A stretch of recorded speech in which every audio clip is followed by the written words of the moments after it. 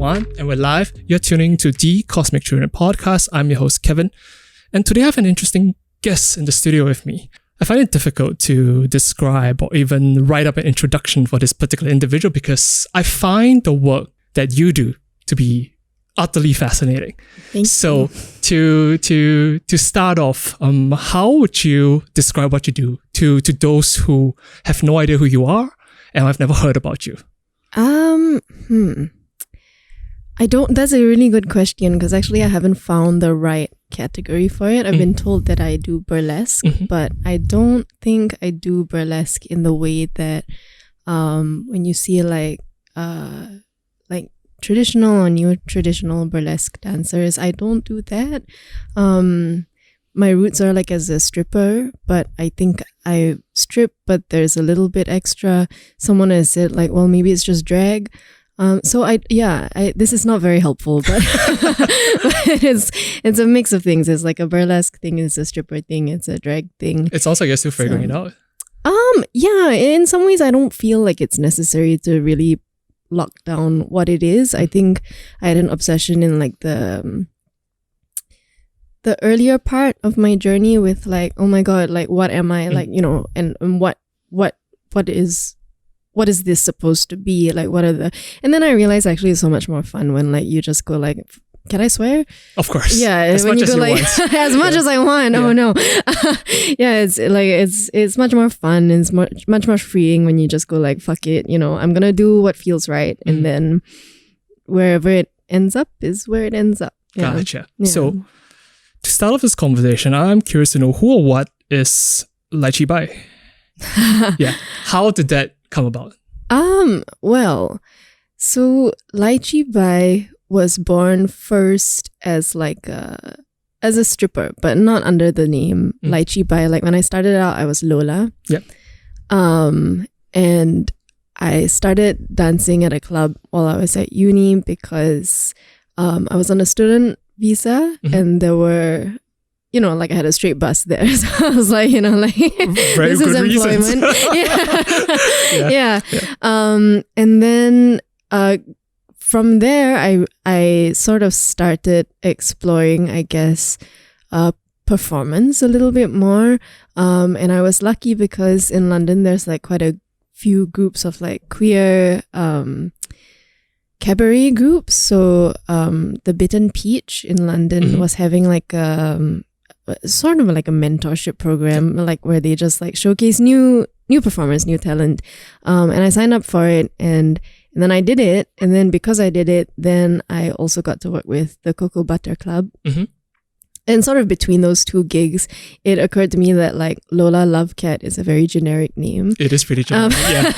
There's a good ring to it. It does, yeah. But it's kind of like, I think like every other person is called Lola, right? Like it's just like, it's like it rolls off the tongue well. But and so I started, I think because the Bitten Peach performance had sort of pushed me past, I think, what was comfortable for me as like a stripper. Like it was, I did like a Boris Johnson number, so it was a little bit unsexy, but it was still sexy. I don't know. So I guess I started thinking about, you know, like, am I just like a do I just want to have like a normal name that like, you know, is easy to say, it sounds sexy, and then we forget it once we get home. And I started thinking about it more, and I was like, no, actually I would like to like take this a bit more seriously, and I would like a name that like resonates a little bit better with whatever the fuck I'm doing. And then I sort of landed on Lychee Bye after like a bit of a brainstorming process. It wasn't that long. It was just kind of like, this one works. I think this one is good. What were the other considerations? You know what? I've tried to remember and I don't remember. I know that I was trying to, I wanted, so the inspiration behind Lychee Bye was like, I wanted something that was vulgar, but while I was performing in the UK, nobody would know. Oh, that's fair. You know, so it kind of made me happy, like, you know, before a gig, and then people will announce you and then go like, Lychee Bye, and then I'll have like a little chuckle, then I'll go on stage, you know, like, nobody knows. And then now that I'm based here, I think it's just fun for everybody. Gotcha. I don't remember the other consideration. I was trying to riff off like, yeah, I guess just various Singlish, Singaporean, like curse words. Yeah. But this is the one that stuck, so I don't remember the rest. I think it's an amazing name. No, thank you. Yeah. So you mentioned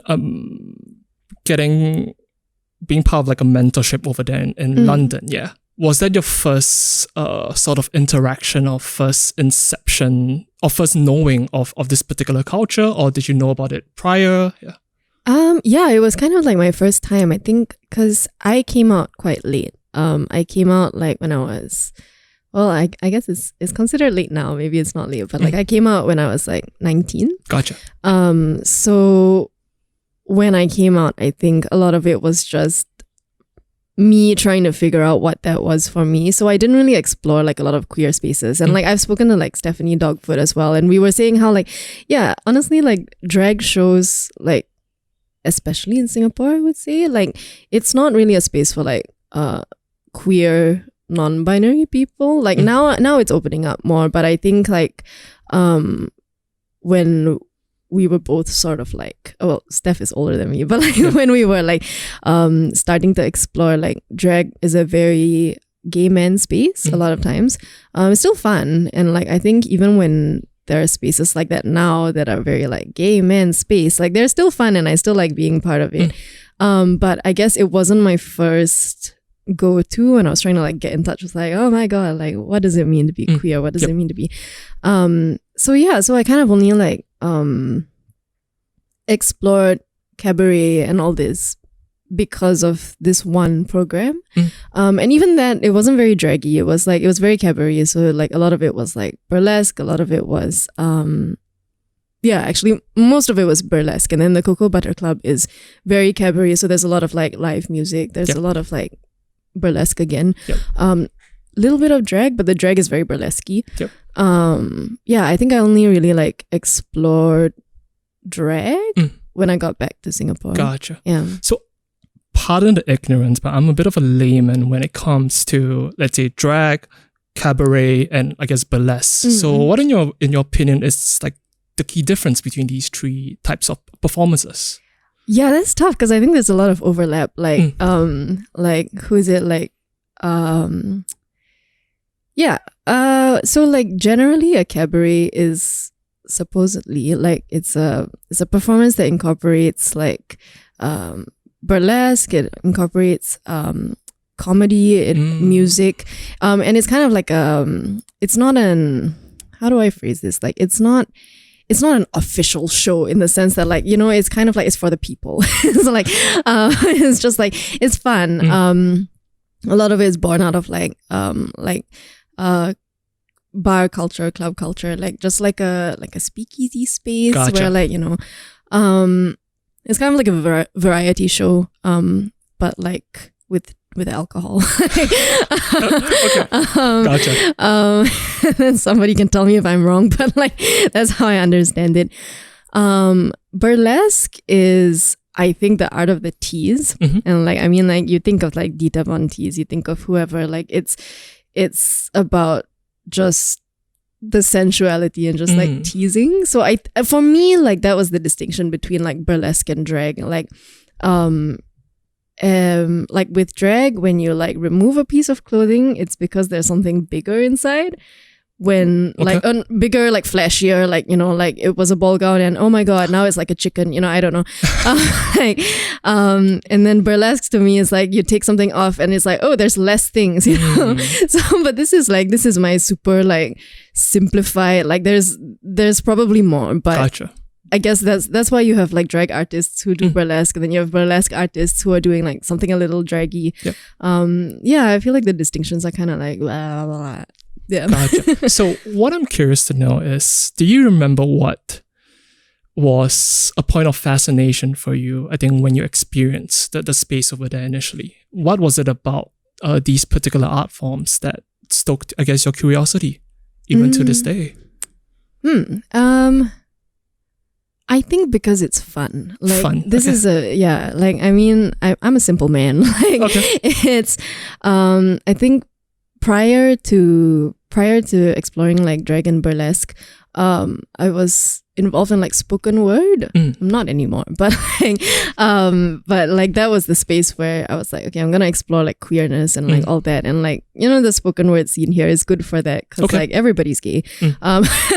I'll take your word for it. Yeah, yeah, and like so it was like a good space to explore, but it for me it was a very serious exploration. I don't think it has to be. I don't think it's always like that. I think it was just me like freshly out. I was like, oh my God, poetry is very serious.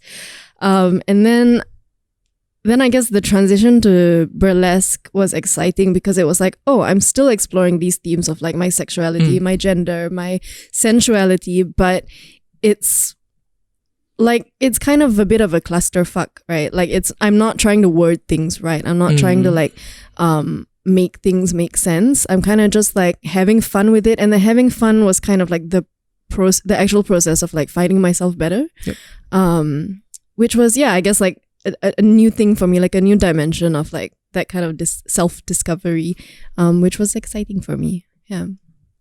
From what I could gather from doing my research, you play different characters on the stage. What I'm curious to know is there a particular archetype or is there a particular type of character that you enjoy playing the most? I kind of think that like I'm always playing Lychee. And like, so Kak Nina Boo has said this before. Wait, like, what? Kak Nina Boo is another performer? Yeah, she's like legendary. She used to go by El Nina. She's been performing for ages. Yep. She's like legendary showgirl. Been taking care of me. But so like one of the things she would always say is like, you're not an impersonator. And I think there's drag performers, there's possibly even burlesque performers who do impersonation and do it well, but I think for me it's always like it's Lychee Bye playing blank, you know, like it's Lychee Bye as an air stewardess, or it's Lychee Bye as an auntie, or like and I think I have fun with all of them, because there are times where like, especially club gigs where it's like there is actually no character, right? It's just you know, here are my tits, is the character, and I think it's a different kind of fun. Like I don't think there's one that's like my favorite one. But recently, I found like a real place in my heart for like the auntie character. Could you describe this auntie character? So I have like it's like Rosie from PCK, like with the hair, and then just like the printed shirt and the black pants that end at a weird length. Just like, you know, like and then like comfortable walking shoes. Yep. So I am enjoying it because it's the most comfortable I've ever been in like a burlesque outfit. Like, you know, normally you get off the stage and you're like, ooh, I need to breathe. Yeah. This one's like, I'm in my pajamas, just having fun. So I mean that one, but I do enjoy the uncomfortable ones as well. How do you get into the headspace to portray these characters? I don't really. I think it's not as serious as like might be to some people, but I think like it's been freeing in the sense that I think a lot of it is just having fun. So like, you know, like, I'm gonna play this character, but I'm also just gonna like enjoy myself doing it. And however it turns out is however it turns out. So I don't feel the need to like, you know, I don't have like a ritual before the show that I need to like get into the right headspace. I kind of just like, okay, let's go. And then we go. Yeah. That's wonderful. What I'm curious about is the creative process at which you come up with such characters. Let's say you have a performance coming up. What goes through your head to set up like the performance? Because it's very elaborate, down to the costuming, down to the hair, to the makeup. It's amazing. So I'm curious to know what is the creative process. I guess what is in your toolkit that you take out to apply to different performances here. So usually it depends on the show. If the show has like a theme, then I'll like, you know, the theme is a big part of it. If it's a club gig, then it's like, yeah, what's the vibe of the club? Like, is this a straight club? Is this an EDM club? So it feeds into what you are intending to show. Yeah, because I'm there to entertain. So, if your audience is there because they like electronic music, I'm not gonna be like, okay, like I'm gonna do a classical burlesque number, and everyone has to like pause the partying while I do my yeah, exactly. Like I'm not gonna do that to you. So I think that's a big part of it for me is, like if I'm here to entertain you, then what is it that will entertain you best and what will work best for like, the venue or the concept or the whatever. And sometimes it's a matter of like, oh, I already have this idea or I've already done this before and this fits. So let's go, But a lot of times like, I just come up with a number either because I hear a song and I'm like, this would be so stupid if I did this, or or I have an idea of like, this would be crazy if I could make this song work with like this look. So like, recently I did like a Merlion number. A Merlion? Yeah, because I wanted to do something like, I was like, this would be great if I could make it work to Wet Ass Pussy. Okay. So I did. Yeah. So like that was kind of like the exciting thing for me was like, yeah, these two things that like there's like one thread I think connecting them. And then, really thin thread. Yeah, and then how do we like make it make sense? Like how do we make it work? I think that's the like fun part of the puzzle for me. Yeah. Yeah. Would it be fair to say that you don't try to take things too seriously? Oh yeah. Yeah. Okay. I think like you can tell when like I say this like I've been performing for so long, but like like you can tell when like a performer's like in their head and like worried about like getting it right. And I think like with this type of performance, because you're there to kind of like, I said this so many times, but like, you're there to entertain. So you kind of can't be in your head. You kind of have to be feeding off the audience a little bit and like seeing like, what do they need? Like, who is like ready to go and like, who is like not feeling it? And like, how do we, like you're thinking on your feet as opposed to like, it's not a ballet show where like, it doesn't matter what they're doing. I'm just going to do my number, Yeah. So I think fun is important. Have you always been this charismatic when you perform? I believe I caught your show reel and the energy that you put out is pretty electric. Oh, thank you. Yeah. So have you always been this charismatic and I guess confident when you're performing, about being on stage and being like, I guess the center of attention because you're performing? Yeah.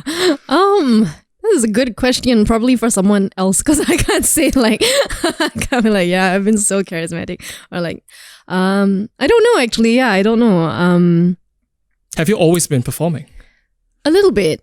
I think as a kid, I used to. It all kind of comes full circle because when I was like 6, 7, I used to like lip syncing. So I would like with most kids, yeah. Yeah. So like, I would put on like Britney or Madonna and just like lip sync. And like, and now it's an employable skill. Like, brilliant. Yeah, don't give up on your dreams, kids. Yeah. And then, I mean like embarrassingly or not embarrassingly because I embrace it, but like, I was a theater kid for like a really long time. And I think, that was very serious for me, like I was very like, you must, the actor prepares, like all of that. I think I enjoyed performing. I don't think I've ever really had stage fright, if that's not the question, but I'm asking myself the question so I can say. Like I think I enjoyed the inhabiting like another character or like just entertaining people. I think I enjoy that, but I don't think I'm like that, like out, like off stage. Gotcha. Yeah. Do you see your performances as entertainment? Yeah. Okay. What do you see them as? Well, social currency. Social currency. I feel like it could be interpreted in a lot of ways because it also depends on how far your past performance is someone going to see. I think it's amazing, like what you do from the technicalities of it to the choreography. I don't know how much of it is planned how much of it is just spur of the moment, because I am a little bit familiar with the dance scene, and from what I could gather from people who freestyle a lot, it's always a blank in their minds, because it's a lot of things. It's muscle memory. It's things you train on the regular. And also, I think it could be seen as a form of taking space, activism. It has political undercurrents because of how Singapore usually is. And it's not something that you see often as well. Yeah, because I don't know if this is true, but art forms, I guess, such as burlesque, drag, even I don't know if Singapore is cabaret, but it's very askew in nature compared to the other art forms, such as paintings on a wall, music. Like, it's not something that immediately comes to mind when people talk about art in Singapore. It's oftentimes secluded in perhaps a bar that is not as advertised. So what I'm curious to know is, when you came back to Singapore, how was the landscape like when you first started? Because if I were to imagine, it is very different from the landscape in London coming back to Singapore. Yeah, I mean, okay, I'm not the best person to ask, because I think there's like a lot of drag performers and burlesque performers who have like who have a longer history in the scene, so would be able to answer this question a lot better. So I'm just answering based on like what I saw when I came back.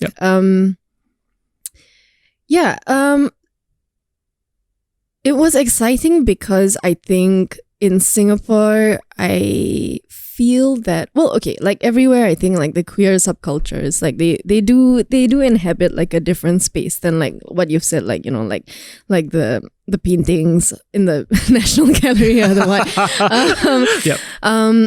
But I think in Singapore, you feel it so much more. Like, there's such a clear, like you've said, there's like not a disconnect, but you feel much more like, where is my sentence structure going? You feel the urgency much more. Like, urgency. I think, when I was in the UK, like, you feel the importance of this performance, but you also kind of feel that, yeah, they have a space for it. You know, they have an established history. They have like people who are like, yeah, the go-to people for like these things, and they have space. They have funding. You know, like people are excited to see this stuff. There's no real pushback. You know, the pushback that comes from people is, you know, like it's a political pushback from like specific people, and they have their own struggles. And I'm not discounting that, but the scene is a lot more open in that sense.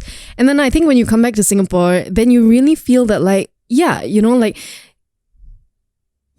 there this happens everywhere, but there are queens who like they don't get in the cab with their makeup done because like they don't know what the cab driver is gonna say, or like recently one of them was sharing that their Grab driver like chased them out and like wouldn't take them somewhere because like they were in drag.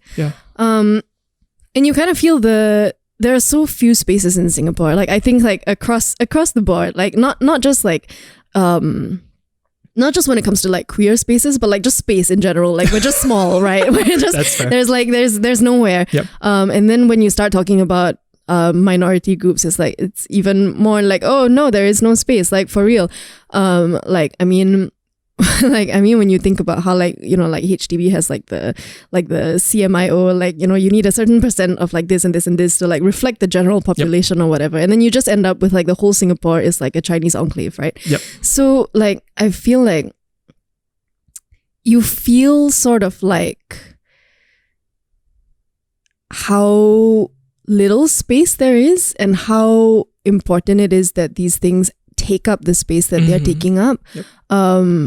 And there's a real like tenderness, I think. Like the way like you look at places like the Projector that like, makes space for these things, or the way you look at like Becca's RIOT that like, it happens regularly and like it's just kind of there.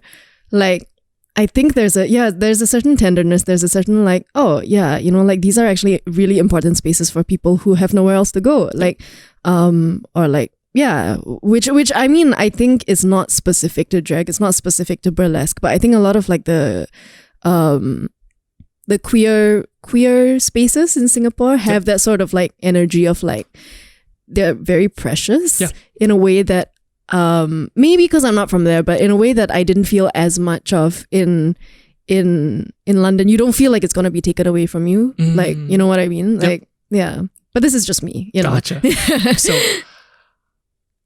I'm curious to know, what does queer mean to you?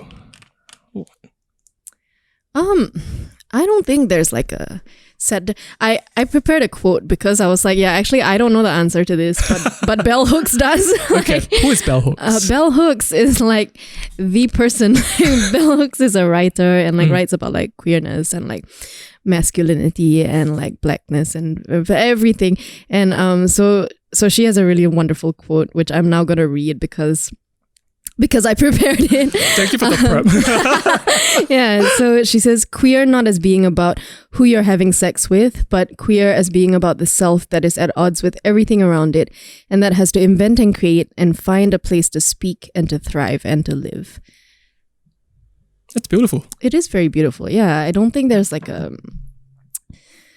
I think sometimes maybe like with queerness we get like really caught up in like what are the rules of queerness, like how queer is queer enough, or like too queer, or like, you know, whatever. And I think it's like, yeah, fuck it, you know, like we're just here. We're just I can't write the dictionary. This is a really poor definition, but like Do you think it ties into one's journey on identity, figuring out what they like, who they are even in society, instead of just wholesale adopting, I guess, what society tells them they are? Oh yeah, for sure. Yeah, I think, yeah, for sure. I have nothing to add to that. I just agree with you. Okay.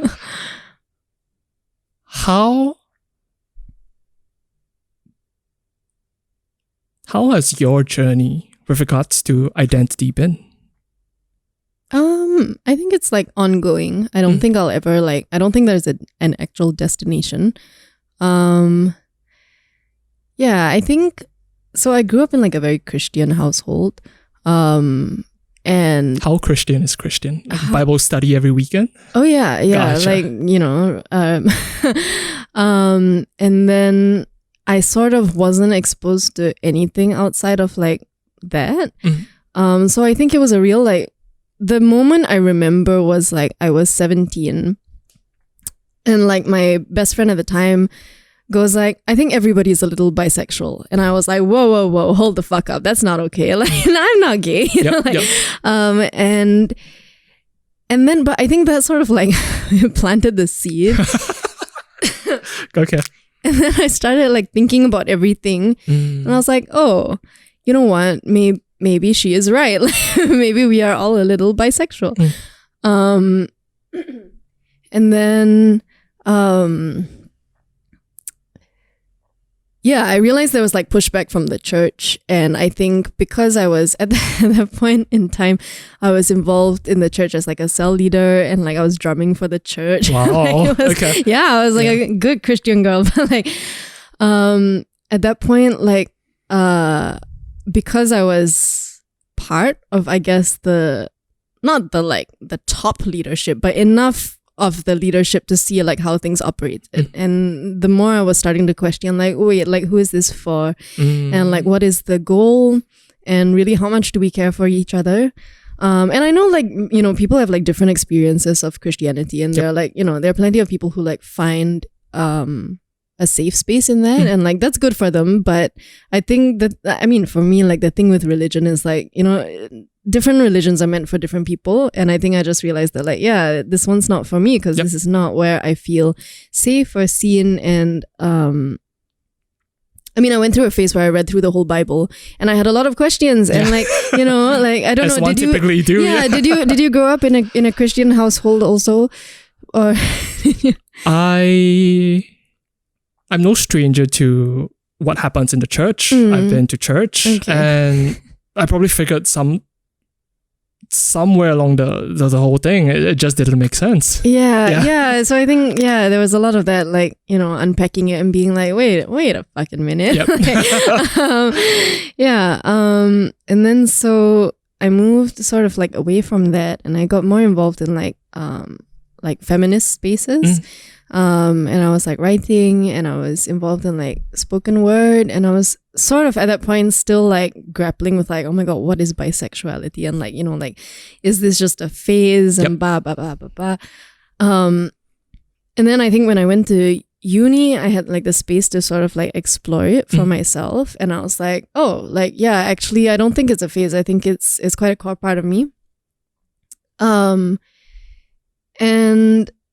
I think I started to become more comfortable with the fact that, maybe I'm not like what like small me thought I was going to turn out to be, you know what I mean? Like maybe there were expectations put there that like, that I'm just never going to meet. But there's new exciting things, and like, these are so much better for me actually. And then like through the course of like dating someone who was non-binary, I sort of like started to question like, wait, is me? Like, am I also? Like, do I also? And then like for a while it was very intellectual for me. It was very like, like what is gender? What is and I still think that's important, but I think now like it's just about kind of like the body for me. Like, it's kind of like I don't need the words for it anymore. I'm just kind of like existing and like going with the flow, and like whatever I am, whatever I'm not is kind of like there there it goes.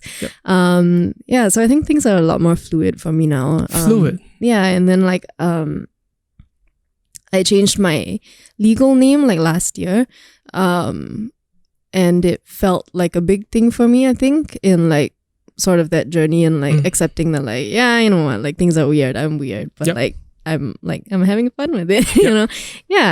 So I don't know if that answers the question. Did you change it to Lychee? No, I changed it to Worms.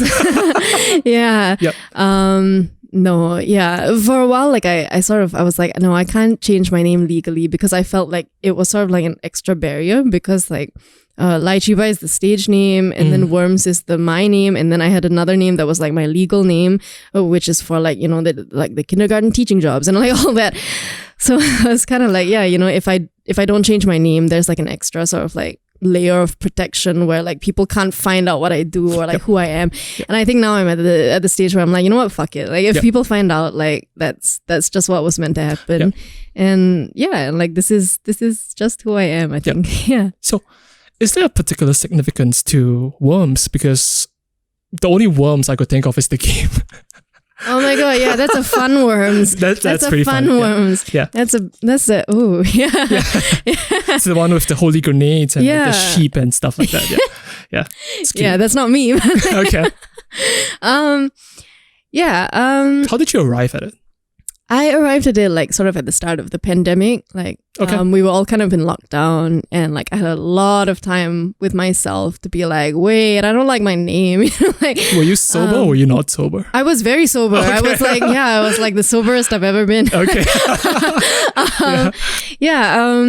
Because I think a lot happened prior to the pandemic for me, and I felt like I didn't need to throw away my name, but I sort of needed a fresh start, like a new chapter. Which is why I tell my family, like, you can still dead name me, because you gave me that, and there's like, there's a connection to the name for you that actually is about you and the name and not me, and I respect that. So I was brainstorming with friends. I was like, like I think I want to change my name to something like less, I want to say gendered, but it's like, like what even is a gendered name? Sure. And like the more I thought about it, the more I was like, well, most names already have some sort of like connotation, like if I changed my name to like Mary or like Kevin, or I don't know, like, like people who meet me, they've already met a Mary, they've already met a Kevin, they already have like some sort of preconceptions of like what a Mary is, what a Kevin is.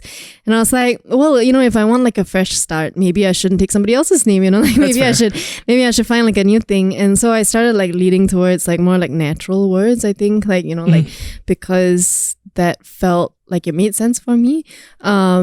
And like, you know, some of the like nature words are like very beautiful, like, you know, like rain and like ocean and like and Soil is beautiful. Like, Okay. why isn't that a more popular baby name? Soil ton. Yeah. Terrible. Yeah, and then I sort of like threw out worms because I was like, I kind of like the way it sounds. And then I thought about it and I was like, actually, no, I like that it's like kind of gross, but like it's cute. You know, like it's, I like that worms sort of like they do their work underground and they don't like, you know, like they're not like, they're not asking you for anything. They're not like looking for like love or like respect or like whatever. They just kind of like do their thing, but they're so important to the ecosystem. Very. And like they're so like, yeah, we just sort of like, we're like, I don't think we even think about it. Yeah, we kind of do. Yeah. So I was kind of like, yeah, it's almost aspirational. Like, you know, like I would like to do the work and like be humble enough to like not be like, look at me, everybody. Like, look at how good I made the soil, you know, like, yeah, so I think that's where I landed, and then I sort of trialed it for a couple of months with like just my friends calling me that, and then more friends calling me that, and then eventually I was like, you know what, this makes so much fucking sense to me. Yeah.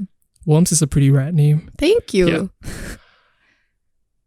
Did it help you in embodying and in coming out with this new identity and a new name? Did it help you craft out, I guess, the type of person that you will want to put out or want people to see you? I think it was the opposite of that. Like, I think I stopped kind of curating like who I was gonna be or what I was gonna look like. Yep. Which was quite freeing. I can imagine. Yeah, and I think like because like I think I maybe felt because my dead name is a beautiful name, but it's quite. It's just a name, you know what I mean? And I feel like I sort of hid behind it as a like, you feel the need to conform, you feel the need to like just be normal. Oh, I'm so quirky, like, like mega quirky, quirky. Yeah. And I think like changing my name to something that's like off the bat, it's like it's not a name, like it's almost like a filter, because people kind of have to like get through that first. They're like, oh, like that's a weird name. Yep. And then based on that, like, yeah, so it was kind of like, yeah, I can actually not care so much about like how people perceive me, because based on the name, they're, you know, they can decide whatever they want. Yep. Yeah. Yep. Yeah. Have you always had some sort of affinity with nature? Yeah. Yeah. Could you please elaborate on that? Oh, I just like being outside. Like I like dancing in the rain. Like, yeah, like I think my life is a movie. No, yeah, I like animals. I like plants. I like getting dirty. I like going camping. Yep. Yeah, I like feeling close to like the elements, I guess. Yeah. How do you reconcile that? Being in Singapore, where there isn't that much nature, or rather the nature is man-made. It's hard, isn't it? Yeah. A lot of it is like, yeah, you know, sometimes I take the little boat and I go visit the islands. What little boat? Because you own a boat? No, I don't take okay. No, you know, you can take the ferry to like St. John's Island or whatever, and then it feels like a little bit more spacious. So it's like a respite from whatever Singapore is. Kind of, yeah. I used to climb into like, you know, sometimes they have like like random hills in Singapore where like they're like they haven't developed yet, but they're going to, but they haven't yet. Okay. And then it's like, oh, actually you can just climb in and sit there. Wait, what? Climb into the hill? Climb into the space where the like, you know, and you just kind of like, it's kind of gross, but like you kind of like sit there and enjoy the insects. Until they develop it and it's gone. You're not outing yourself as doing anything illegal, right? It sounds fucking illegal. I'm gonna climb into this mountainous area. I'm gonna just chill there with the insects. Yeah, but it's okay. I did that when I was underage, so okay. we can't charge me. Like that's any better. Okay. And being outdoors and being in nature with insects and everything, you're totally comfortable with that. Yeah. Fascinating. Yeah. Gotcha.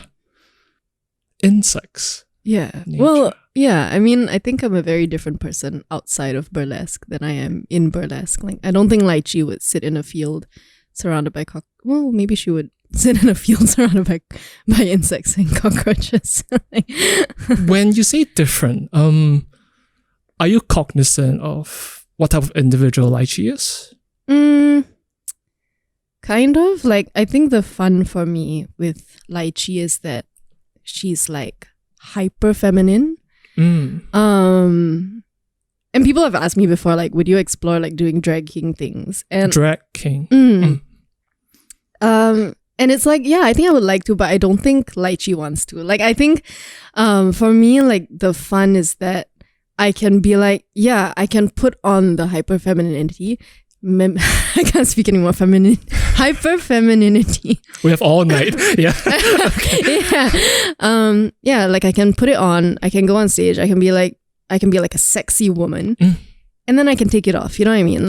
Like that is the fluidity that's fun for me, and it's kind of affirming to be, like, as an AFAB person, I guess you kind of feel sometimes that like, oh, like this is just who I am, and then to realize that no, I can like play it up and then I can just take it away is quite refreshing. Whereas I think my relationship to masculinity is quite different. So I don't want to be reminded that like, oh yeah, it's not a core thing to me. Like, I can just put it on and take it off as well, because I'm still sort of like developing that relationship. Yeah, so I think in that sense, like, Lychee is a lot of the things that I think you're taught to perform.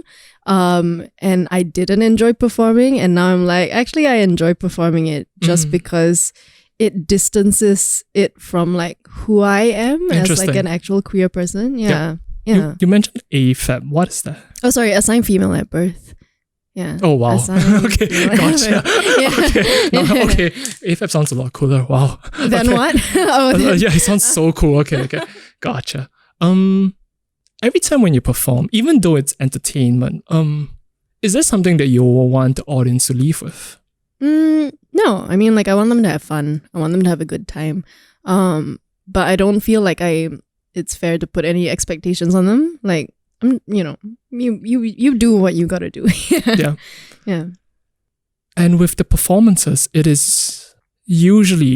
seems very confronting, especially, let's say, from an audience's point of view. If I have never seen anything like that before, and I see this individual strutting around and removing pieces of clothing, it is very confronting. And you mentioned something about playing off, I guess, the energy and the responses of the audience. Is it something important as a performer to have that quick thinking on your feet because I don't know how much of it is choreographed. I don't know how much of it is planned, and you can't really predict, and you can't really have any idea what the audience or how are they going to react. I think on your Instagram there is this pinned post where you're interacting with someone from the audience, and you asked I think the person their name. I think they mentioned it, and you immediately had like a very like quick response, and even like a physical reaction to that particular thing, and you were just riffing off it. Yeah. So what fascinates me is how much of it is planned. Even when you're performing, you're thinking, oh, should I approach the audience? Should I engage them? Yeah. Yeah, I mean, okay, I would say, like, I don't think it's confrontational. Okay. Like, I think there's a tendency, there's like sort of an impulse to like, yeah, like I'm gonna go shove my tits in someone's face, like, and then that's like, oh my God. But I think a good performer, which I may or may not be, I don't know, but like, I think a good performer also learns to read the audience so that, if someone looks like they think you're gonna fight them, like, you don't interact with the audience. That's fair. I think it's more of an invitation, so I mean, like, that's why I think most of us, like, we don't immediately jump to the lap dance. We don't like immediately like, run into the audience. Like, we're on stage for a little while to sort of like introduce ourselves, like, like get the audience acquainted with our energy, and also pick up like, how are they vibing with this? Like, sometimes you'll be performing and you'll just know that like, this is not an interactive audience. So they do not want to lap dance. And I'm just going to stay on the stage. And they like seeing the cool tricks. So I'll do the cool tricks, and sometimes you go on stage and you have like all these, like these tricks ready to go, and then you realize actually they don't give a fuck. Like they just want to touch something, you know, and then you run into the audience and you do your interaction stuff, you know. So like yeah, it depends. For club gigs, I don't choreograph anything. With like shows, I'll have like the main beats, like you said just now, there's sort of like a narrative. So I'll know like the points in the song where like this needs to happen, and like, you know, the song does this and this part is a really good accent for this part, and then everything in between is just fluff. Interesting. Yeah. Do you work with a team to come up with, let's say, the choreography, the look, everything you do yourself? No, it's just me. That's amazing. Interesting.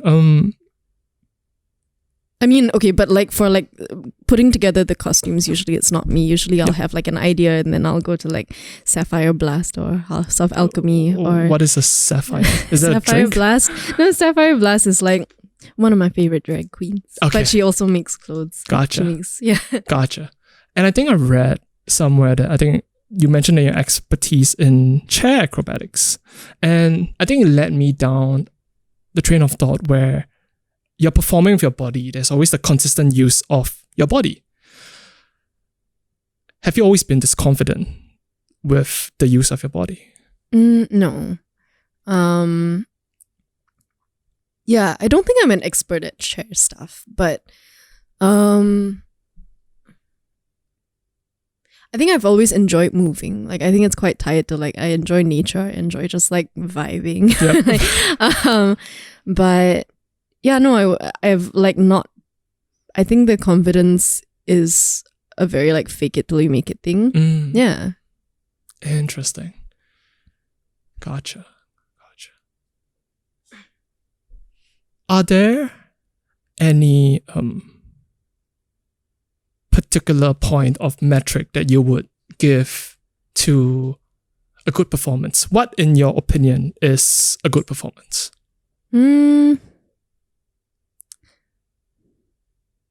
In terms of like drag and burlesque? In terms of what you do? Yeah. Well, if you're safe, like, you know, Safe? nobody gets injured. Okay. If the audience has fun and it was safe, like, that's a good performance to me. Yeah. It's hard. I don't think there's a rubrics. I don't think there's like a checklist of like, yeah, if they do this and they do this and they do this, it's good. Like, because every performer is different. Yep. Every audience is different. And so you'll have great performers who do bad performances. You'll have like, you know, you'll have bad performances that are actually quite good because of like, it just worked. Like, or it was bad, but it was entertaining, so it wasn't really that bad. You know, like, yeah, I feel like, yeah, you know. Gotcha. Yeah. How do you sustain your own creative energy while doing performances, going through life? How do you sustain it? Because I think creative energy is different for each individual, and how they will want to harness, how they want to manifest, how they want to, I think, sustainability of that particular energy and putting it out there. I think it's an interesting train of thought. I'm curious to know how you do it. I mean, I guess it's just about like pacing yourself. So it's about knowing that, okay, I had like a really full June, so July I'm just gonna take on one thing. I think there are periods where like, yeah, you feel kind of like creatively dry, and you just, yeah, I think nowadays I just kind of accept it. I'm just kind of like, yeah, okay, that's where we are, you know, like, Yep.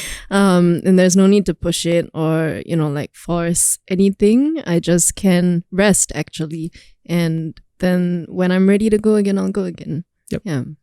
Even though you might need to perform to make money, you're able to just be a bit more fluid with regards to it and let it go when you're not feeling it. Because it's not my day job. Gotcha.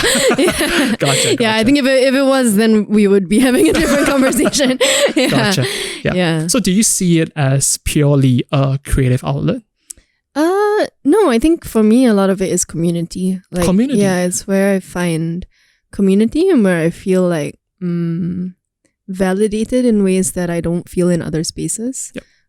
So it's like, it's that for me. And the creativity part is like, a bonus. Like, yeah. How would you describe the community? Very warm. Okay. Like, yeah, I think there's, for me, it's been, I think for me, it's been exciting because it's the kind of community that it's a very loud community, right? It's a very like everyone is a performer. everyone, but like so everyone is very warm. Everyone is very supportive. I think everyone to a certain degree understands like, yeah, like shit is hard and like life is hard and we're just like getting through it together. Everyone's very supportive. You know, like you can be like, oh, you know, like I forgot my wig and like 5 people will be like, take mine. You know, like it's like not that I wear wigs because I haven't worked it out yet.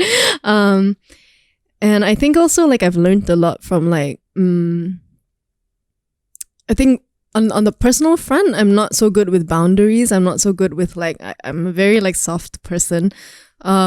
But I think being around like performers who've had to advocate for themselves, like you sort of learn like, oh, actually like I can say that I need this or I can't do this or like, and so like that has been quite like I didn't expect it like coming into burlesque, but actually that has been a really big thing that I've learned is that you can advocate for yourself and like doesn't make you a bad person. Gotcha. Yeah.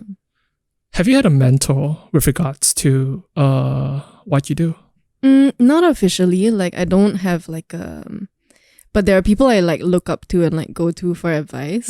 So like unofficially like Kak Nina Bu is like it's like my mother because she's so legendary and she has so much experience and she's just one of those like really lovely performers who has like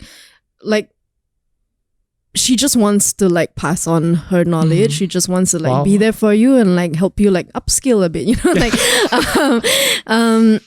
so she's been a really big part of that. Becca de Bus also like because I think Becca is a real champion for like drag that's weird and like performance that's different and so she's been like a really driving force and like you know like go for the things and like if it fucks up like I will tell you but just do the thing and like you know and then she's been really supportive and like platforming me and like having me as part in her shows and things.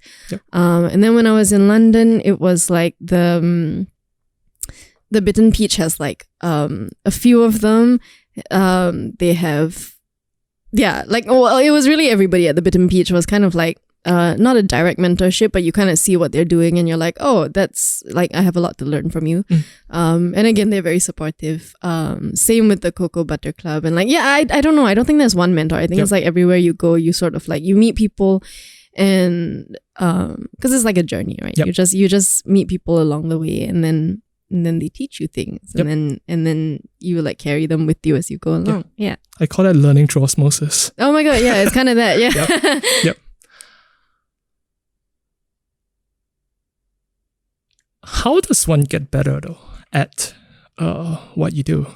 Is it better performances, better choreography? How do you see growth in what you do?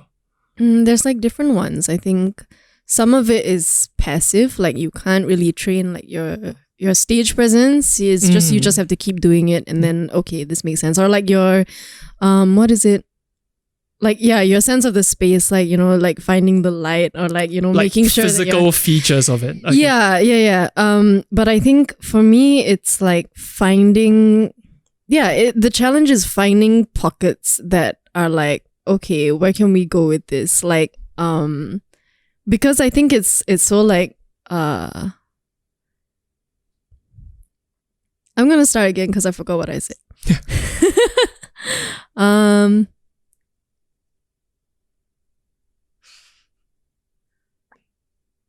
Don't worry about it. Oh yeah, okay.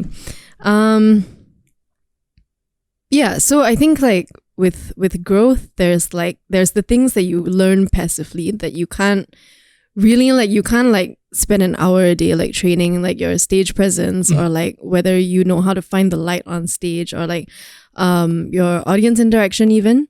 But I think for me, there's also like it's also always finding like what do you as a performer actually need? Like, you know, where are your like weak points and where are the points where like actually there's like potential to go somewhere with this, like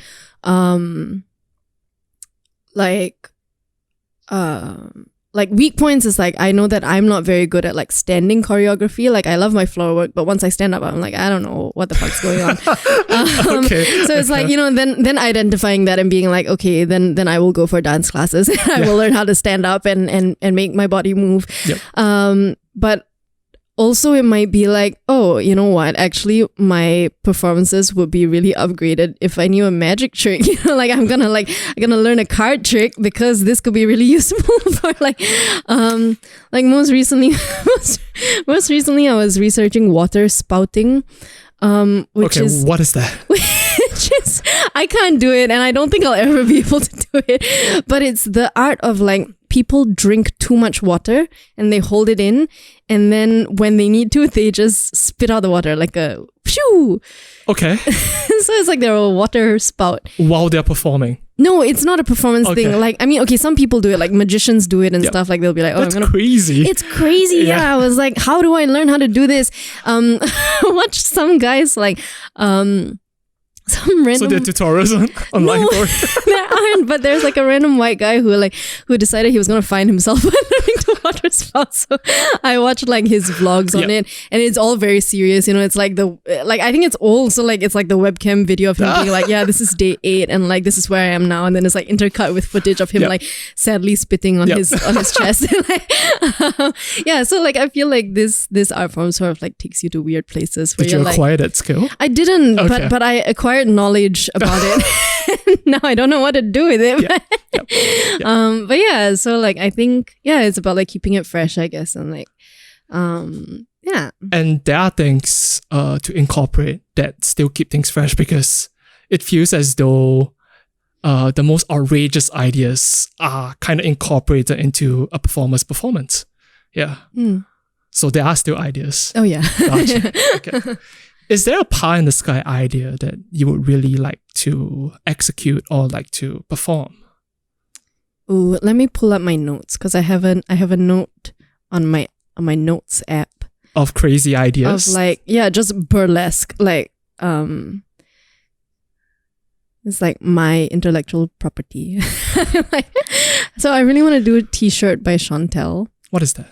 The song, okay, the one where she goes like, nothing but your t-shirt on. I would check it out after this. Okay. Okay, wait, no, I just want to keep taking off t-shirts. Like it's just t-shirt and t-shirt and t-shirt and t-shirt and t-shirt. So when you walk out on stage, you're wearing a t-shirt, 20 layers of t-shirts. Oh yeah, okay. And it just keeps going. Yep. Like I think that would be really fun. Yeah. Where do you come up with these ideas? It will literally just be like I'm listening to a song and I'm like, wouldn't it be funny, weird if I did? Yeah, wouldn't it be fun if I did this? Like some of these ideas are like completely like deep fried, like not formed at all. Like I have here, the tide is high, a shark. Like I don't know what that means. Is that haiku or something? Yeah. I have like right here waiting, Richard Marx. I am a cab driver in a taxi costume. Like, what is that? Like, you know? Yeah. And like, let's say for something like that, how does it look like to translate words on a notes document to a performance? I think you have to just not overthink it. Like, you have to remember that, like, it's not you have like 3 minutes to like communicate this to the audience, and you have, in those 3 minutes, like 30 seconds of that is like you just making the audience like you so that they actually want to watch you. Mm-hmm. So you really only have like 2.5 minutes to like tell your whole story. Yep. So I think sometimes like the impulse is to be like, oh my God, like how many things can I put in to like make sure that they get it? Yep. And sometimes it's like, it's not about how many things you put in. It's just like, how can you simplify it so that you go on and they're like, oh yeah, okay, you're the merlion, and then like and then I can play with it, like. But if I go on with like 10 different and there's too much going on, then they are confused, and they're so confused that they don't have the time to figure out if they like me or not, and then like I'm taking off my clothes and they're like, why? like Why? Put them back on, we don't want to see that, we don't know you. Gotcha. Yeah. Okay. Yeah. Could you describe that merlion piece you did? Oh, yeah. So the were you in a costume? Yeah. So with it, okay. So I go on in. Sorry, I'm very entertained by this idea because it took me like I think a full year to like put together, because I kept being like, nah, there's no way. So was it to a particular song? Yes. So Singapore Town. Oh, that's the old one, yeah. The old one where you can take a trip. Gotcha. You can take a bus or something. Okay. And then I come on as the merlion, and it's a beautiful dress by Sapphire Blast. And the song is like, I had to ask Venda to help me mix it because I was like, I don't know how to put these two songs together.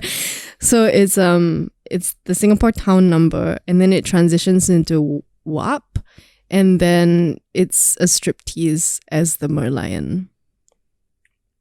So it's very simple.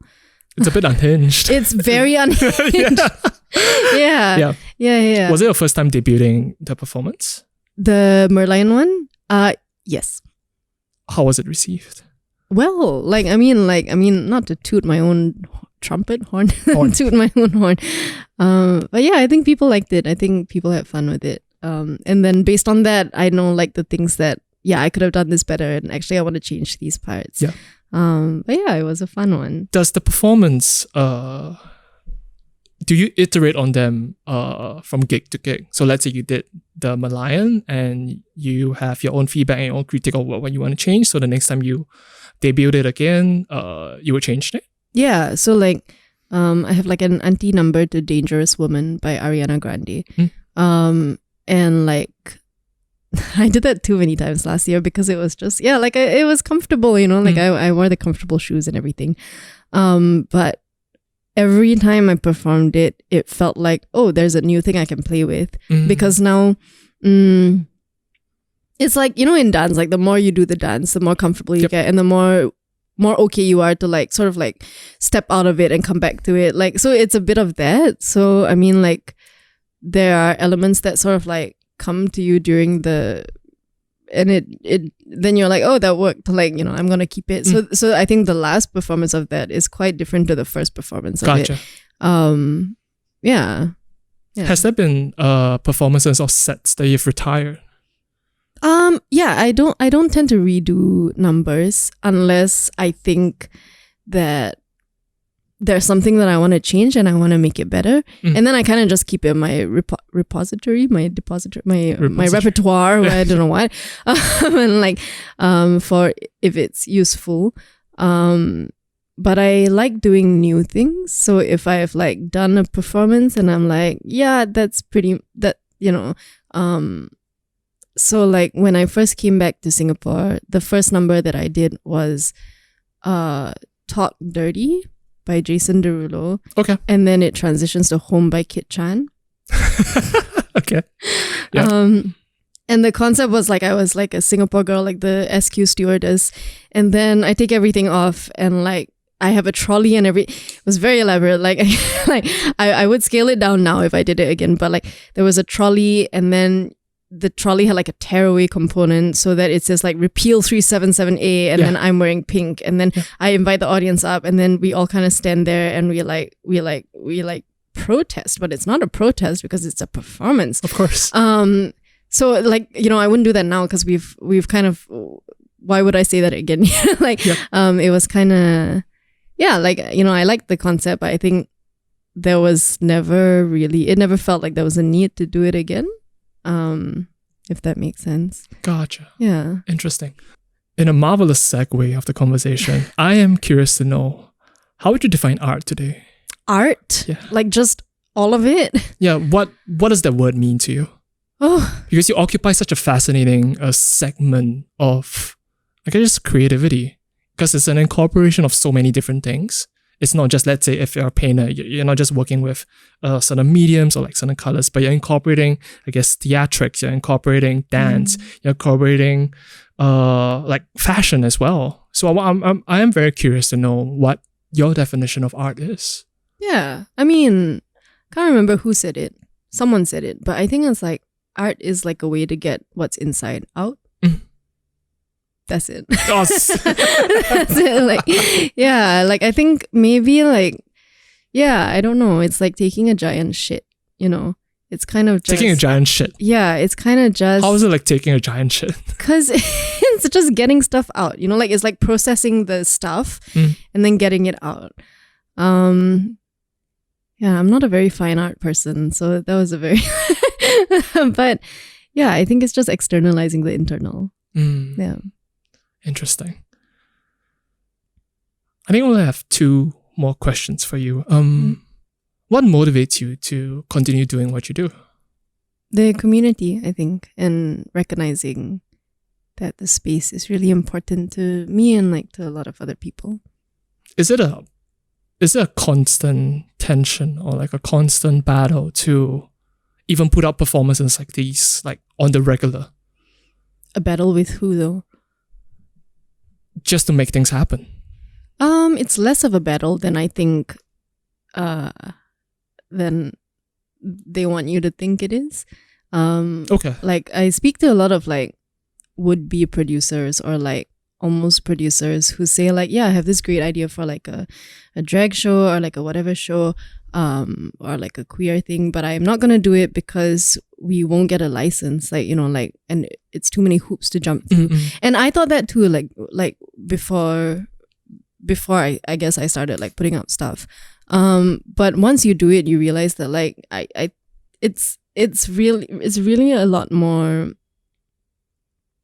It's like a deterrent. Like I think there's like all that paperwork and admin is there so that you think like, oh my God, I can't do it. Like I can't go through this. I can't like put people through this. But actually like you just have to do it. And like it's not impossible. You know what I mean? Yep. Yeah. Yeah. Is it something that someone who has no inkling of creative talent or notion, is it something that a beginner like that could dip their toes in and try to do? As in producing? No, with regards to, I guess, burlesque, yeah, drag. I think like everybody can try. There are way more spaces and platforms now for like people to like try it out. I think a while back you had to really like, it was really much more cutthroat, like, you know, in like Kak Nina's era, like it was very that. But I think now there's a lot of spaces, I mean a lot more spaces for like, you know, for people to just try it, and like you don't have to commit to it yet, but you can dip your toes in and like see if it works for you or not. Yeah. Are we trending in the right direction with regards to cultivating such spaces and such voices? I would say so. Yeah, I would say so. Fantastic. Is there anything else you would like to talk about before we end? No, I think it was quite a comprehensive discussion. You came prepared with like all the... Yeah, is there anything you wanted to circle back to, or... Oh, that was very office lingo. A little bit, yeah. That was very corporate, okay. I can't think of anything right now. Yeah, I think I'm just in awe, really. Like when I see the performance, and I never knew Singapore had burlesque. Oh yeah, we have since like the era of like. You're gonna pull another notes? Not notes, but I'm gonna Google it so I can show you. So we've had burlesque since like the, I want to say the 40s. The 40s. Yeah. So this is Rose Chan. This is this is Rose Chan. This is like probably one of the first burlesque artists that we've ever had. Yep. Yeah, you can like Google her. She's pretty cool. Gotcha. But yeah, she was it was like the queen of striptease. Yep. Yeah. Do you think that there is any misconceptions with what you do, because the idea of stripping, the idea of a striptease, the idea of even burlesque, it could be conceived a certain way. Yeah, so what I'm curious to know is like, do you think there's any misconceptions with regards to what you do? Yeah, there's a lot. I mean, I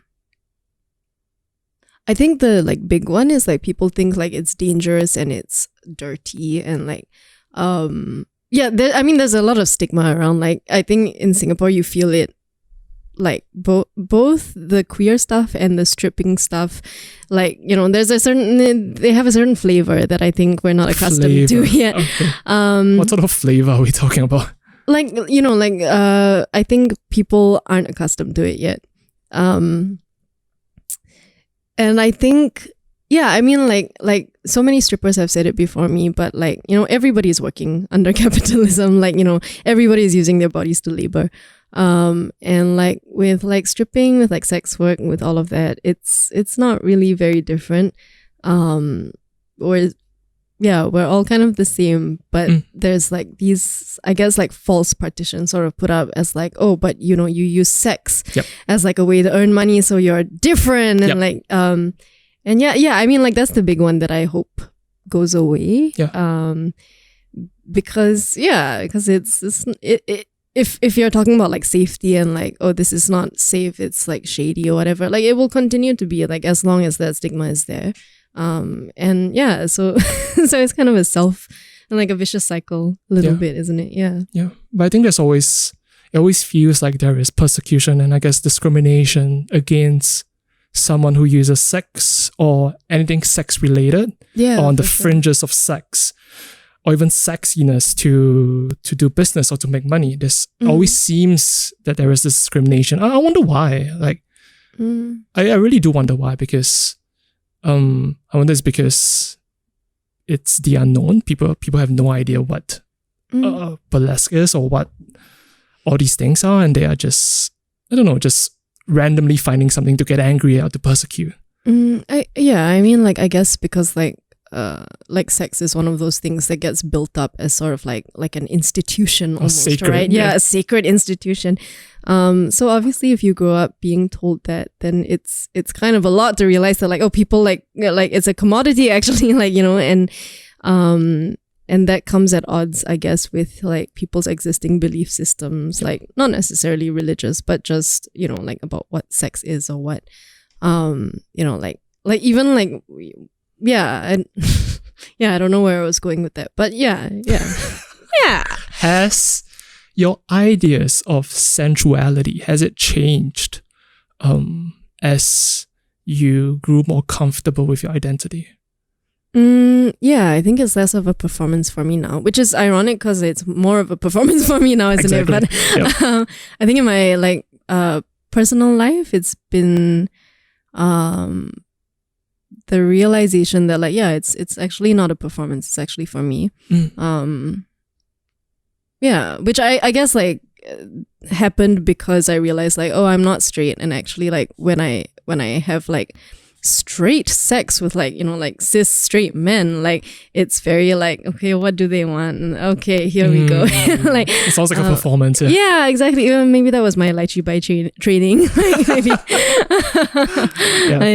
If you could meet Lychee Bye as a person, do you think you would like her?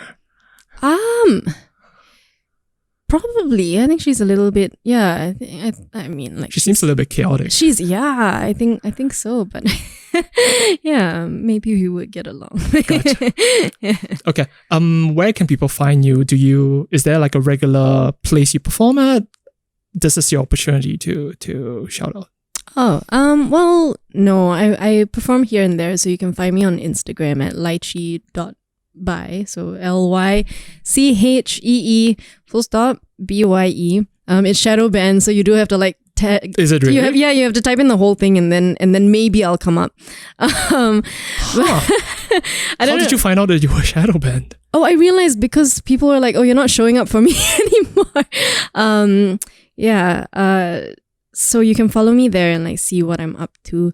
I'm always available for booking for like private shows or like bachelorette parties, bachelor parties, parties in general, surprises. Surprises? Like, I'll do anything. What? You know, like children's birthday parties. Have you done? No. Not a children's birthday party, no. Okay. That's where I draw the line. Okay. Yes, and so I'm findable there. Yep. And you can see what I'm up to. Gotcha. Is there a preference between, let's say, a private show or the energy of like a club setting or like you being on a stage? I have no preference. Like they're just different. But yeah, they're both fun in their own ways. Yeah. Yeah. Yeah. Because I was looking through, I think your booking form, and it's pretty fucking elaborate. Yeah, it has to be, because like if people are booking you for private gigs, and in Singapore people are not as familiar with like stripper etiquette. What is stripper etiquette? So like just generally how you treat a stripper. Like people are less familiar here because it's not as mainstream. Like, you know, in countries where there are strip clubs that people go to, and like everyone's been to a strip club. I didn't even know we had strippers here, to be honest. But yeah, this is illuminating. Yeah. Yeah. So I think people don't know like what to expect, where the line is. Like, you know, like I don't do them anymore, but like, because I didn't have the form, like I've done shows where people are like, oh, actually we don't have anywhere for you to get changed, and it's like, what am I supposed to do? Or like shows where the audience is not aware that actually they can't just touch you if like you know, so there's like a fine line, because like I am selling you like sex, but there are still like conditions to the sale. Like you still have to respect me as like a person and like a performer. Yeah. So like there are, you want to get booked, but you want to get booked by people who are not gonna like take advantage of you. And sane people, hopefully. Well, you know, like a little bit of insanity is fine. That's what I bring to the table. It's interesting because I can imagine it to be physically dangerous to a certain degree, because you never know what might happen or what could go wrong. And I don't know how much time you have to even scope something out, like the intentions of the other party. Yeah, it's like, I mean, a lot of it is trust, and like a big part of it is community. So I think like that's why it's important that like I'm not like operating by myself. Like there's always I mean, I am operating by myself, but you know, there's always a community that's like, where are you? How was that gig? Okay, you know, like, gotcha. Okay. And if anything were to go wrong, like, you know that you have people to call, and there are people who would like take care of you. Yep. Yeah. Gotcha. So, this has been a beautiful conversation. Thank you for your time. No, thank you for your time and this beautiful table.